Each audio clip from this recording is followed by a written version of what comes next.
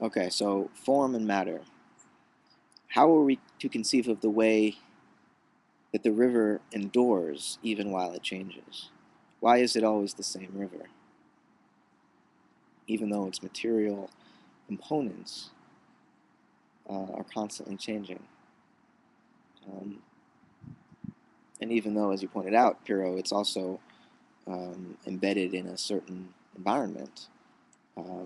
A river is a relationship between the mud and rocks it runs over, the contours of the geography, the plant and animal life that it supports and that supports it. The river is all of these things in relationship. So how are we to conceive of it as a separate river? Does it have its own form? I think obviously it does, um, but it's the kind of form that exists also in relationship um, to us as observers. I mean, if we're talking about a specific river in a specific place, um, that river's form is that which being present before the river evokes in us. That's what the river is, not the name for the river. I mean, if there is something that endures about the river, it's that we can engage it, we can relate to it, and what the river becomes for us in this relation is a certain mood, a certain way of being that is whatever river, you know. So the form is immanent in our experience of being near the river, being in the river,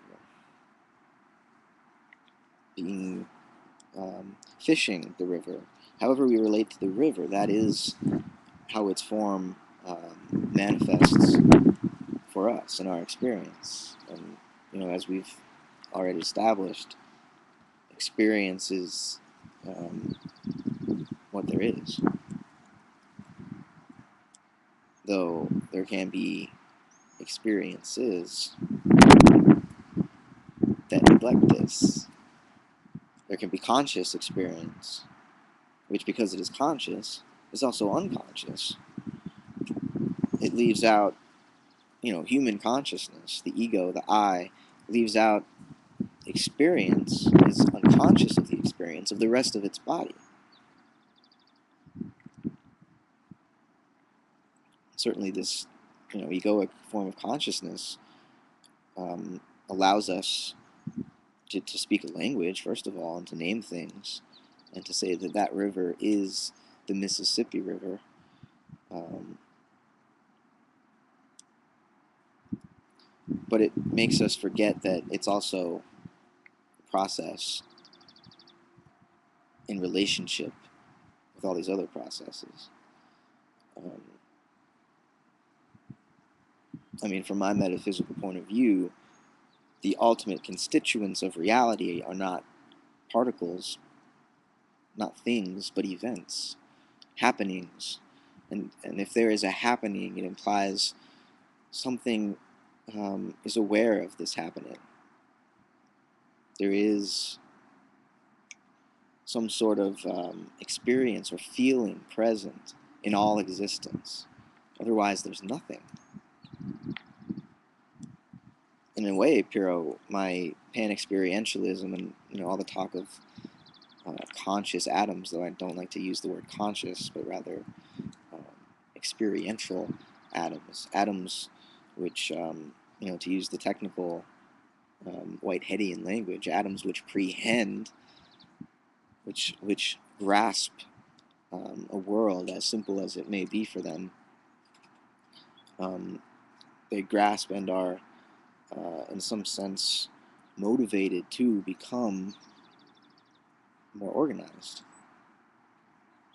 If we do only conceive of atoms as just these dead material objects without any interiority or urge to become, then really statistically speaking, the fact that our universe, was even able to create stars, much less planets with complex and intelligent life forms, the fact that atoms should randomly do this, that all, the mathematical constants that describe the nature of space and time should be tuned exactly as they are to have given rise to you and me and the rest of us,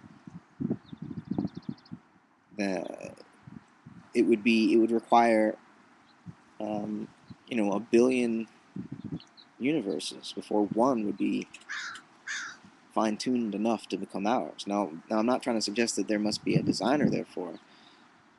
Rather, I'm suggesting that it's not a random process, that atoms do not relate to one another blindly, but that they somehow are striving for an ideal future. It may not be an already determined ideal future, but there are certain definite possibilities that it seems to be lured toward. So there is goodness, and all of existence is drawn towards it. This doesn't mean that everything that happens within existence is perfect, but it does mean that each of the imperfections are in the service of something larger which we cannot yet understand, that is good. And this shouldn't be seen as sort of a defeatist attitude where, therefore, because everything is ultimately good anyways, you no longer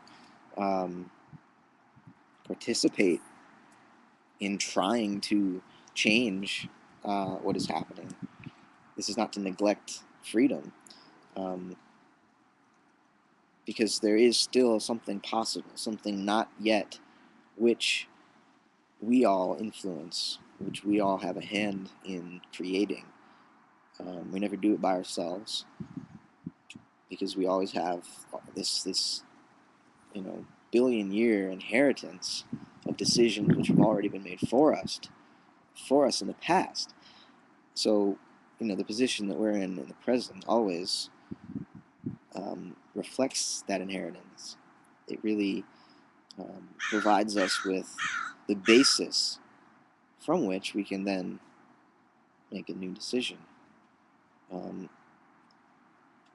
Atoms are more determined by their past than human beings. Though human beings are still composed of atoms, we're composed of atoms that have, over the course of billions of years, decided to become human. Now, this isn't a conscious decision in the sense that we normally think of decisions, but it is the accumulation of an uncountable number of atomic desires.